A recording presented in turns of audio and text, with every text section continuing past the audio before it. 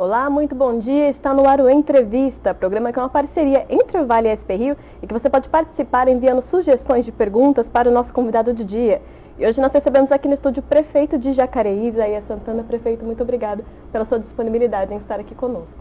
Eu que agradeço, é sempre um prazer poder estar aqui. Bom, e quem me acompanha nessa mesa é o jornalista Douglas Cruz. Também te agradeço, Douglas. Bom dia, Thaís. Bom dia, prefeito. E só relembrando que se você tiver alguma pergunta para o prefeito, pode fazer aí na transmissão que a gente vai estar fazendo aqui ao vivo. Bom, e para dar início às nossas perguntas, nós publicamos hoje sobre a baixa adesão do Conselho de Mobilidade, que teve as inscrições prorrogadas. É um assunto muito importante. Eu gostaria de saber se o senhor poderia falar sobre a importância dele para o desenvolvimento das questões de mobilidade da cidade e da participação da população. Nós estamos vivendo um período no qual o Poder Judiciário tem tentado impor uma cultura de participação e de conselhos em todas as políticas públicas. Algumas são relevantes e precisam, outras poderiam não ter necessidade desses conselhos, porque são questões estritamente técnicas, nos quais as demandas da população são conhecidas e as decisões são mais técnicas que discricionárias ou políticas. Mobilidade, a questão é mais técnica do que política. No entanto, para a gente não ter nenhum revés, nos antecipamos e criamos esse conselho. Ele seria criado no bojo das discussões do plano de mobilidade, mas antecipamos e fizemos toda a divulgação possível, mas na primeira semana de inscrição não houve uma adesão razoável, 16 inscritos. Resolvemos prorrogar mais uma semana para dar maior oportunidade para as pessoas que tenham interesse de participar na formulação das políticas de mobilidade da cidade. E aqui em São José, a Justiça interferiu também no transporte coletivo. Nós podemos dizer que o Comob de Jacareí teve como espelho o problema que São José teve? Para evitar, né, Douglas, se a Justiça é uma só, o Tribunal de Justiça é o mesmo, então não adianta você ficar insistindo, você vai acabar criando problemas. Volto a dizer, não acho que sejam temas que devam ser submetidos à decisão ou à deliberação dos interessados. Ninguém quer aumento de passagem, todo mundo quer o aumento de linha, todo mundo quer um ônibus com ar-condicionado, não lotado e de preferência que funcione como se fosse Uber particular. Isso não é possível. Você tem que tomar decisões pensando no coletivo. De qualquer forma, esse conselho tem a função do gestor explicar as coisas e reduzir resistência às decisões difíceis que precisam ser tomadas, como, por exemplo, correção da passagem. Bom, e foi entregue o resultado da auditoria feita, por uma empresa independente no transporte público. O senhor sabe nos informar qual foi o resultado obtido e como que ele deve nortear o pedido de reajuste? Os dados são relativamente preocupantes. Nós tivemos uma queda drástica de usuários, uma perda nos últimos 10 anos de mais de 30%, apesar do crescimento populacional, a fuga de passageiros tanto para os transportes individuais, também um pouco de desemprego e também o uso de outros modais como bicicleta. Mas essencialmente o transporte particular, o transporte privado. E um aumento nas quilometragens, um aumento nas linhas, um aumento nas distâncias. Com isso você tem duas equações que precisam ser resolvidas e que têm impacto direto sobre o preço. Além disso, os custos que são permanentemente reajustados, que é basicamente peças, mão de obra e gasolina. Essa auditoria nos deu um diagnóstico de todo o período, portanto de 10 anos, a evolução de cada um desses itens e serão fundamentais para a gente avaliar no momento oportuno que está se aproximando agora, esse mês de junho e julho, a definição da nova tarifa. Ainda não foi apresentado nenhum pedido oficial pela JTU? Será protocolado hoje. A partir de hoje a gente vai disponibilizar para a população o pedido e também o relatório da auditoria, para que quem tiver interesse possa olhar. Vamos marcar uma audiência pública para discutir. Na sequência, caberá a mim tomar a decisão. Pode falar. E com relação à audiência pública e também a continuidade do Comob, porque os moradores posteriormente, se quiserem reclamar, tem que pelo menos tentar ver como é que faz para participar do Comob, da audiência pública, porque este é o momento. Como é que a Prefeitura vai se posicionar tanto na audiência pública quanto para o Comob, para que haja maior interação com a população? provavelmente na primeira reunião do novo conselho, o tema do reajuste será um dos temas a ser tratado. A gente espera no dia 20 já fazer a composição, nomear, e já no início de julho ter a primeira reunião, e um dos temas com certeza será esse. E a partir daí as audiências serão abertas e as pessoas vão se inteirar, e na hora de renovar os mandatos eu espero que tenha mais gente interessada. Só para encerrar essa área de mobilidade, prefeito, também houve uma dificuldade em relação ao plano de mobilidade urbana na cidade, né? Tem uma previsão de quando devem ser retomadas as realizações das audiências? Tudo indica que agora, sexta-feira, nós faremos a convocação de novas audiências. Estamos fazendo um pente fino nos documentos, adequando-os ao que a Defensoria Pública alega em sua inicial, para não ter mais nenhuma surpresa em termos de liminar. A liminar dada já foi satisfeita, porque foi só o maior prazo de divulgação. Então nós pretendemos chamar e realizar essas audiências no mês de agosto. Legal. Agora falando um pouco sobre a área de saúde, o município está em tratativas, né, com organizações sociais e definindo uma série de questões para o fim da intervenção na Santa Casa. Essa intervenção, prefeito, ela deve ser prorrogada por mais um período? E como que estão as tratativas com as organizações sociais? Olha, Thais, é uma questão que a gente não pode ter pressa, porque a gente tem que ter uma decisão que atenda aos interesses, primeiro, dos usuários, já que tem uma população muito grande da cidade que depende do SUS, que depende da Santa Casa. Tem que dar tranquilidade para a Irmandade, a nova diretoria, mas ao mesmo tempo tem que ser feito um contrato. Se a gente conseguir encerrar isso, hoje eu já acho que não é possível, até esse mês a gente não prorroga a intervenção, mas se for preciso a gente prorroga, e à medida em que fechou o contrato a gente encerra essa intervenção. Para encerrar a intervenção é preciso que tenha um acordo entre a Irmandade e uma organização. Essa organização ela é necessária para unificar o atendimento clínico. Hoje a Santa Casa tem quadro clínico não próprio e cada um é com um contrato de pessoa jurídica. E isso reduz bastante a gestão, a capacidade de organização do serviço de atendimento médico estrito sensu.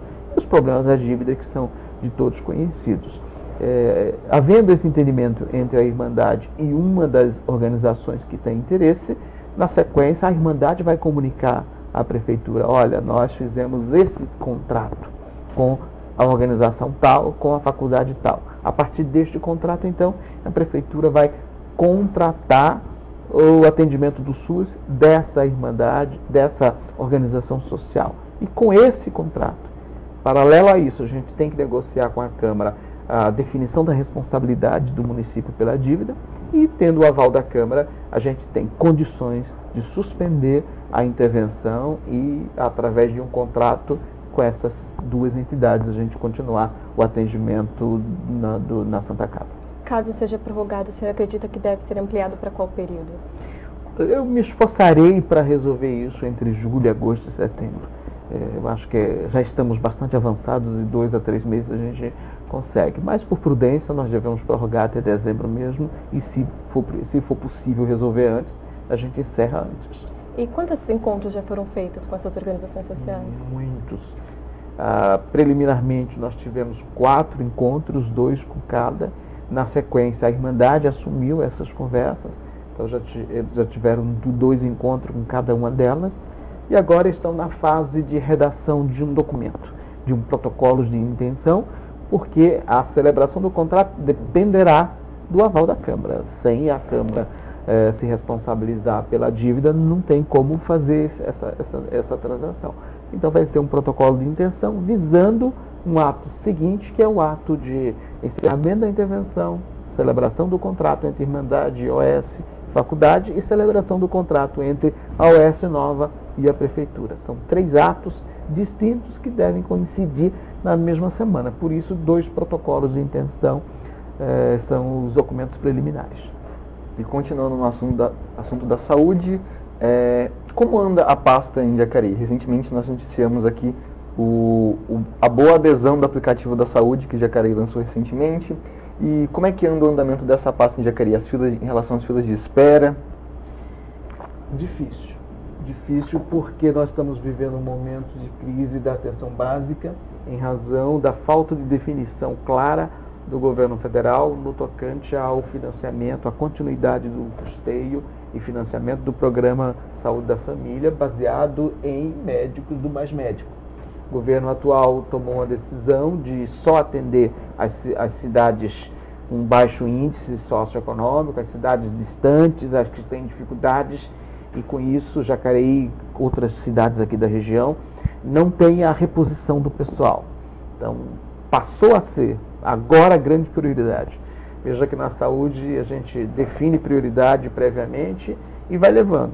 Mas a dinâmica da gestão pública vai alterando essas prioridades. Então a gente tinha bem claro que esse ano ia nos dedicar à infraestrutura, ia nos dedicar a melhorar a infraestrutura das UBSs, a melhorar equipamentos.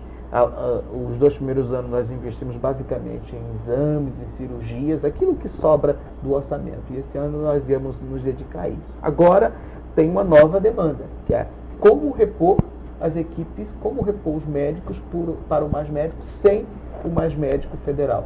Esse é o maior desafio da cidade. Então é isso que nós estamos nos debruçando, vendo as formas jurídicas e vendo como arrumar dinheiro do orçamento do município, já que dificilmente o governo federal vai mudar de ideia. Estive já no Ministério, eles deixaram de forma bem clara, mas a gente conta aí com os nossos deputados e a articulação dos prefeitos para ver se, pelo menos, nós temos um tempo aí para a mudança total, porque não é possível de uma hora para outra você sair de um programa que tinha mais de 40 médicos e o governo federal dizer, olha, não vai ter mais, não teremos mais. Isso vai significar a necessidade de repor toda a atenção básica, que são as 18 UBSs da cidade. Essa defasagem é de em torno de 40 médicos nas UBSs da cidade? Não, nós temos 40 no programa, hoje só se inscreveram 36, 30 e pouco, e já saíram 9. E não houve reposição desses 9. Os números são aproximadamente esses. Prefeito, eu me lembro que outra dificuldade relacionada à saúde, que o senhor já havia relatado no ano passado, era em relação aos leitos. Qual que é a situação atual? O senhor falou que iria ver se caso os leitos aqui do Hospital Regional de São José dos Campos não fossem suficientes, iria buscar outra alternativa. Qual que é essa situação? Dentro do programa de novo pronto-socorro, nós iríamos criar mais leitos. Esse projeto vai ter que ser adiado. E eu já não sou mais otimista nem de dizer que faremos em 2020. Talvez não seja possível fazer em 2020. Então é preciso construir. E fora disso, a gente tem que estar o tempo todo no cross para tentar, nas regiões mais próximas possíveis, São José, Taubaté, quando precisa de leito na nossa cidade. E, prefeito, qual que é a situação atual das negociações junto ao CAF para a realização das obras inclusas no Programa de Desenvolvimento Urbano e Social? Estão na fase final. A Procuradoria da Fazenda Nacional está fazendo a revisão em todos os documentos para encaminhar para o gabinete do presidente para que ele solicite autorização ao Senado para dar a fiança para que o município possa celebrar o contrato. A perspectiva é que no início de agosto esse documento já esteja no Senado. E a partir daí, então, nós teremos de 15 a 30 dias e até o final de agosto, assim, com uma perspectiva bem realista, nós teremos concluído esse processo. O senhor acredita que a maioria das obras devem ter início, então, no final do ano? Nós temos 3 licitações já concluídas, então provavelmente a partir de setembro já será possível. 2 delas dependem de licença, já estamos em processo de licenciamento. Se saírem as licenças até o início de setembro, essas obras começam efetivamente em setembro, assim que assinar o contrato. Nós tínhamos imaginado poder começar antes com recurso do município, mas a economia não está se comportando como era planejado por quase todos os economistas, né? Nós estamos já com 2 trimestres com queda na produção econômica, já tecnicamente já há quem fale em início de recessão, voltando ao período de 2015, 2016, e a gente tem que segurar investimento, porque são as únicas despesas que você pode evitar, com prejuízo para a comunidade, mas você pode evitar. Não dá para evitar despesa com pessoal, despesa com serviços essenciais, a manutenção da cidade. Mas investimento, que são obras, a gente pode sim fazer um adiamento. Então essas obras elas terão início quando o contrato for assinado. Devem aguardar então, né? E falando em investimentos e obras, recentemente a gente teve aquela batalha judicial ali na fábrica da Antiga Oca. Como se trata de uma obra privada, como a prefeitura acompanha esse caso? Tanto para a geração de empregos, quanto para a obra. Como é que a prefeitura acompanha o caso da antiga fábrica da Oca? Hoje a única coisa que a prefeitura pode fazer é agilizar as licenças, né? Tem projetos, ali precisa de um desdobro, que a área é grande e eles devem construir em apenas 1/3 do terreno, e também o projeto em si. Agilizamos o máximo possível para que ela seja logo construída e comece a funcionar. O senhor acredita que essa obra vai ajudar a cidade?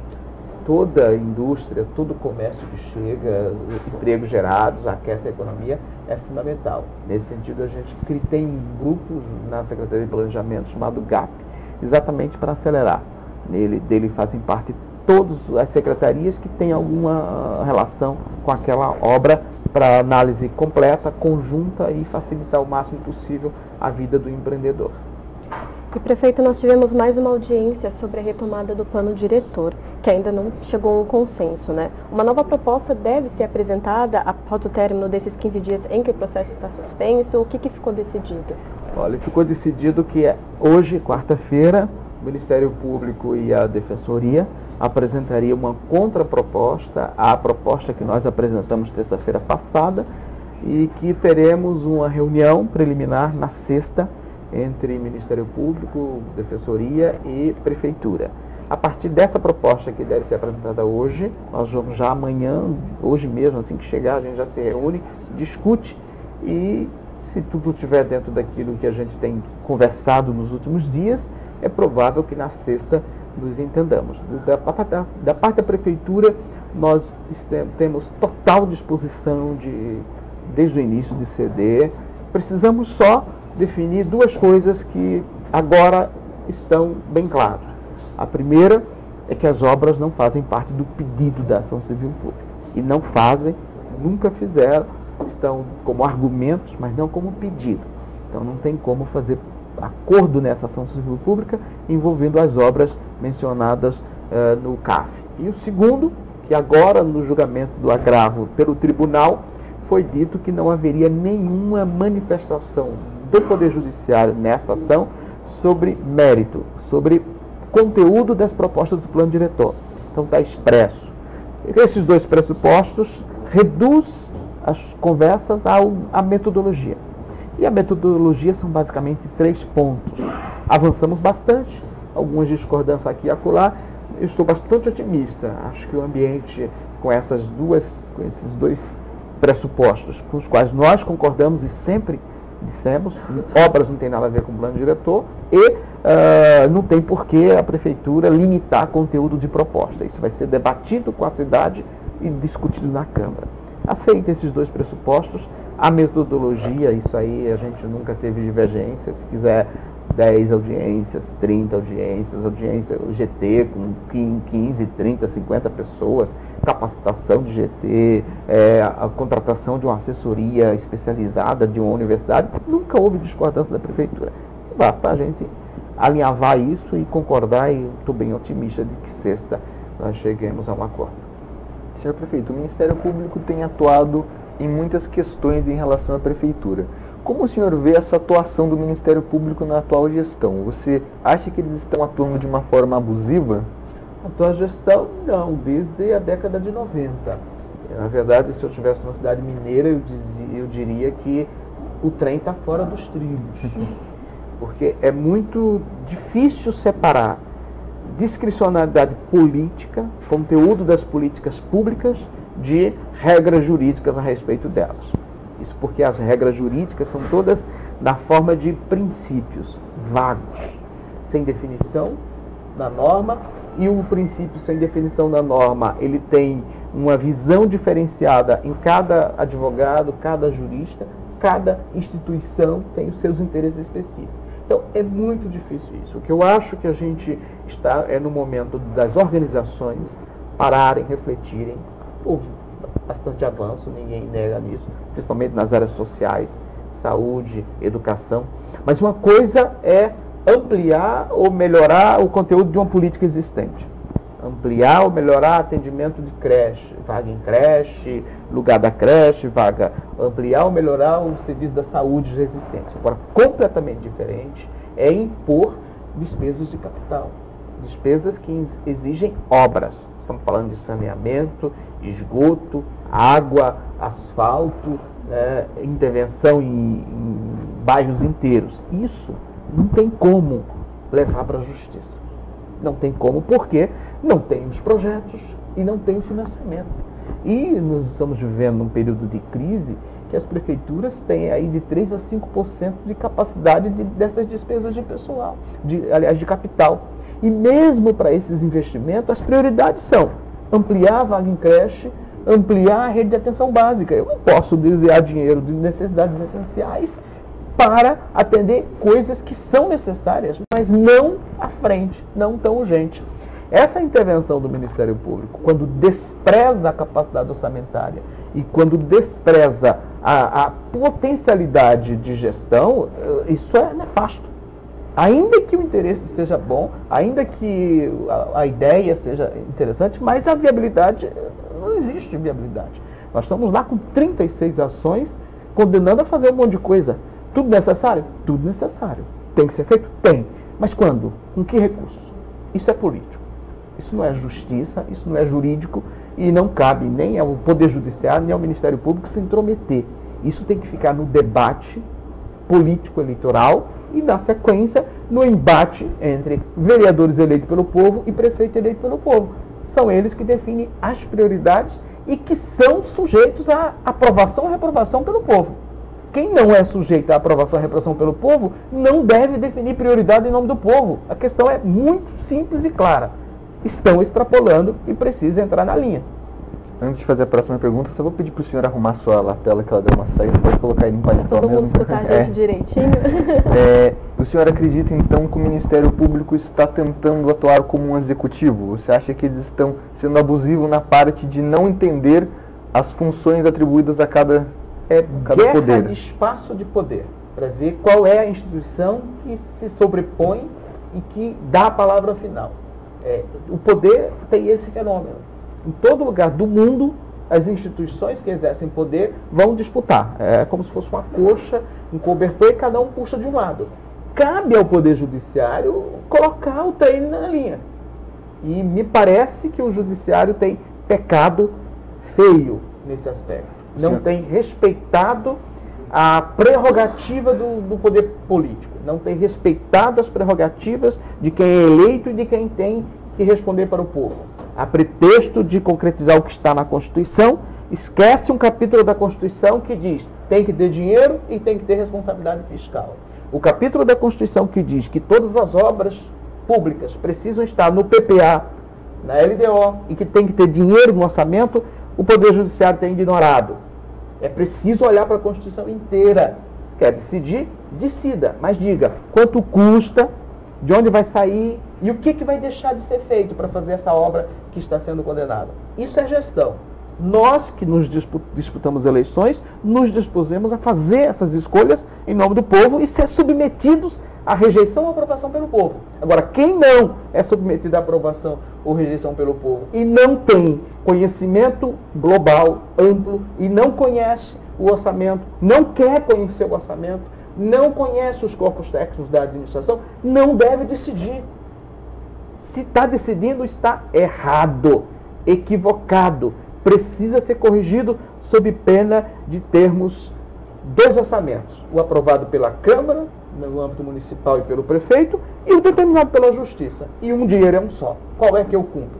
E mais ainda, nós estamos caminhando para a ideia de orçamento impositivo. Tudo que tiver no orçamento passará a ser impositivo. Eu terei um orçamento político impositivo e eu terei sentenças judiciais impositivas. Qual imposição eu cumpro? Isso é Frankenstein. Isso é loucura. As pessoas precisam parar e pensar no funcionamento do sistema. A pretexto de achar que todo mundo que faz política é mal intencionado, o judiciário está querendo banalizar com isso. Isso é muito sério. Isso exige responsabilidade. Eu não estou berrando, gritando, porque é a minha área de conhecimento. Eu fiz doutorado nessa área, conheço, pesquiso no Brasil, na Europa, como funciona. Isso é aberração, precisa ser corrigido urgentemente. Uma coisa é a criança que precisa da vaga em creche. Isso é serviço, ampliar o serviço, melhorar o serviço, é custeio. Outra coisa é o paciente que precisa de uma internação, que precisa de uma cirurgia. Isso é custeio, isso é serviço, você resolve. Agora, fazer esgoto, asfaltar uma via, construir um hospital, construir um hospital veterinário, isso é política. Isso é política. Não é direito. Não é justiça. O senhor acredita que essas ações tenham se acirrado na sua gestão, talvez por uma questão ideológica do judiciário ou não? Não. Quando eu cheguei já tínhamos 32 ações. Agora nós temos algo em torno de 36. Então isso começou a ser acirrado na década de 90. No primeiro momento foi educação, depois saúde. Quando as administrações acabaram resolvendo essas questões e diminuindo bastante a judicialização, entrou, mas assim, com muito ativismo, as questões urbanísticas e ambientais. Por conta do quê? Do Ministério Público ter criado, nem sei como é que se chama, mas vários órgãos especializados só para cuidar de arquitetura, urbanismo e meio ambiente. E aí você tem promotores especializados com assessoria técnica só para fazer isso. Essa especialização do Ministério Público está gerando um monte de demanda. Está acontecendo em urbanismo, arquitetura e meio ambiente, que tem departamentos especializados, tem também o consumidor e criança e adolescente. Só que urbanismo, arquitetura e meio ambiente, cada sentença, cada inquérito é uma conta enorme. E vai para onde? Para a prefeitura, porque as prefeituras são as responsáveis pela zeladoria urbana. Bom, prefeito, a gente teve uma interação aqui que na verdade não é uma pergunta, é um elogio. Coelho, ele disse que quer parabenizar a Prefeitura de Jacareí pelas creches que foram construídas. Ele disse que ajudou muitas mães para ir trabalhar tranquilas. Gostaria de aproveitar o elogio dele e já questionar se a área de educação é uma que o senhor vê como positiva e quais pendências o senhor acredita que ainda devem ser resolvidas nessa. Olha isso aí, graças a Deus nós acabamos já com todas as demandas do ensino infantil, já em 2019, 2020 pré-escola, creche, universalizaremos em Jacareí, com qualidade, 2 turnos, as melhores creches da cidade são as públicas hoje, e precisamos avançar sempre na qualidade do ensino, na valorização do magistério, mas em termos de estrutura para o funcionamento da educação, estamos satisfeitos. Teremos ainda mais 2 escolas de ensino fundamental, uma no Santo Antônio da Boa Vista e uma na região central. Na região central porque nós funcionamos num prédio alugado, então precisamos reduzir essa despesa de aluguel. Vamos construir uma escola na região central, mas é 2020 até 2021. Fora disso, o resto é acompanhar o crescimento da cidade e à medida que ela vai crescendo com novos loteamentos ou conjuntos habitacionais, a gente já tem que se antecipar e levar a creche antes. Nesse sentido, lá no Jardim Paraíso e no Terra da Conceição, nós fizemos o pedido para o governo do estado e esperamos fazer esse convênio com o governo do estado para fazer essas 2 novas, porque existem empreendimentos habitacionais nessas 2 regiões e com isso mais crianças irão para essas regiões. Já estamos podendo antecipar, chegando com a creche antes da população chegar para morar. Senhor prefeito, semana passada eu e a Thaís entrevistamos aqui a Coronel Nicoluk e agora 2 perguntas sobre a Coronel. Ela falou que recebeu várias propostas, mas a de Jacareí foi irrecusável. Primeiramente, o que tem nessa proposta irrecusável e segundamente, 2020 já está aí. A Coronel foi pautada inclusive pelo jornal O Vale como uma das possíveis candidatas à Prefeitura de São José, e ela, aqui mesmo no programa, não fechou as portas para isso. Ela disse que não está nos planos dela, mas que não se deve fechar as portas. Podemos ter talvez uma aliança política entre a Coronel e o senhor? Alguma coisa prevendo aí 2020 já? Ela é integrante do partido que está no nosso governo, faz parte do governo, que é o PL, antigo PR, liderados aqui na região por 2 deputados pelos quais eu tenho o maior apreço, o Márcio Alvino e o André Prado. Conversei com eles antes de fazer o convite em respeito aos 2 mesmo. Eu acho que a comodidade do pessoal deve ter sido o critério que fez ela escolher Jacareí, né? Além disso, a gente tem uma gestão bem estruturada, ela tem amigos lá na prefeitura de Jacareí, então isso contribui. Além do mais, a proximidade, o conforto pessoal para ela, é uma região que ela já conhece, e também ela me disse que estava disposta a ter uma experiência municipal, né? Ela ficou mais de 30 anos no governo do estado, queria uma experiência municipal. Acho que foram essas duas coisas. E política a gente só sabe do passado, do futuro a gente não sabe. E eu acho que a Coronel Nicolò é um talento que não pode ser desperdiçado. Cheguei na frente para fazer o convite que atendeu melhor os interesses dela. Sem dúvidas. E, prefeito, o senhor faz um balanço das metas já cumpridas e das metas não cumpridas ainda durante a sua administração? Como que o senhor espera chegar ao término de 2020? Com qual percentual cumprido e com Jacareí de qual forma? Em algumas áreas superaremos muito, até porque o nosso programa de governo foi bem tímido, né? Em algumas áreas nós tivemos que reorganizar as prioridades. Então, se falarmos em educação, superaremos. Cumpriremos todas as metas e superaremos. Assistência social nós superaremos também, por incrível que pareça. Todas as metas já estão algo de 80% já cumpridas e vamos superar. Infraestrutura, a depender do financiamento, nós vamos superar também saneamento e infraestrutura. Ficará em saneamento só a dependência dos 100% de esgoto tratado, porque é um dinheiro do PAC e não saiu quando nós esperávamos. A licitação já está concluída há mais de 6 meses.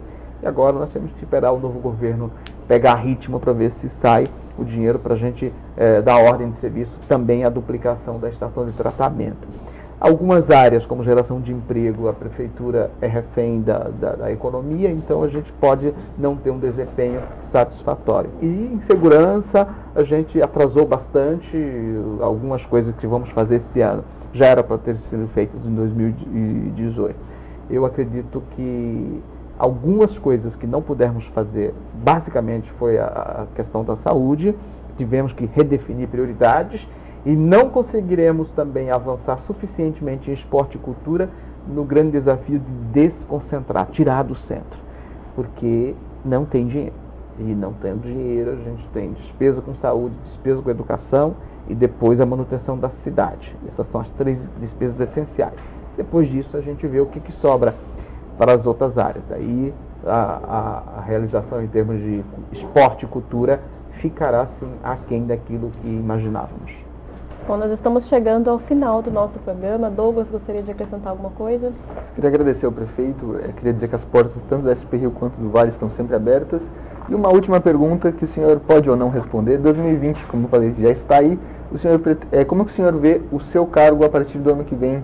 Estará disposto à reeleição? Vamos esperar o cenário em 2020. Eu acredito que qualquer prefeito eleito ele é naturalmente candidato à reeleição, desde que as circunstâncias indiquem que mais um mandato será bom para a cidade.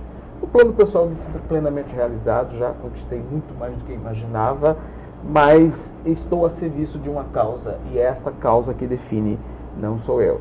Disposição pessoal 100%, mas são os fatores, né? São as circunstâncias que definem. A decisão será tomada lá para maio de 2020. Tá certo, prefeito, agradeço também novamente sua presença. Pode ficar à vontade para retornar sempre. Douglas, obrigada também. E obrigada a você que nos acompanhou e interagiu pelas redes sociais. Te lembro que na próxima semana nós temos um novo encontro. Até mais.